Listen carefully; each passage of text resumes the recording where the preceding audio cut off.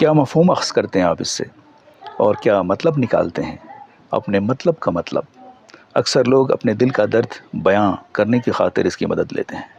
ثاقب لکھنوی کا یہ مصرع، جن پہ تکیہ تھا وہی پتے ہوا دینے لگے، ضرب المثل بن گیا ہے۔ اس میں دو محاورے استعمال ہوئے ہیں، ایک تکیہ کرنا، دوسرا ہوا دینا۔ ہوا دینا یعنی پنکھے سے ہوا پہنچانا، پنکھا جھلنا، کھلے میں رکھنا، سکھانے کے لیے ہوا میں رکھنا، جیسے کپڑے کھلے میں رکھ کر ان کو ہوا دی جاتی ہے تاکہ جلد سوکھ جائیں۔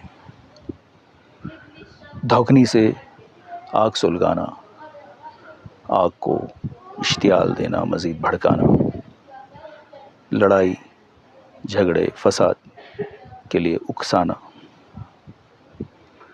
اور بھی کئی معانی۔ ان معانی کی روشنی بلکہ آگ میں ہم تکیہ کرنا کو دیکھتے ہیں۔ اس کے لغوی اور لفظی معنی یہ ہیں: ٹیک لگانا، کسی چیز کے سہارے بیٹھنا، آرام سے بیٹھنا، سستانا۔ تکیہ کرنا کے مجازی معنی: اعتماد کرنا، بھروسہ کرنا۔ معنی نمبر 3، آس رکھنا، امید رکھنا۔ بس میں تو اس پر ہی تکیہ کیے بیٹھا ہوں، ہوگا تو اسی سے ہوگا۔ سہارا لینا، میرے والدین نے ہمیشہ یہ سکھایا ہے کہ کسی پر تکیہ مت کرنا، اپنی کوشش اور تدبیر سے زندگی کے ہر اتار چڑھاؤ سے گزر جانا۔ ان دو محاوروں کو سمجھنے کے بعد ہماری آنکھیں کچھ کچھ کھلنے لگی ہیں۔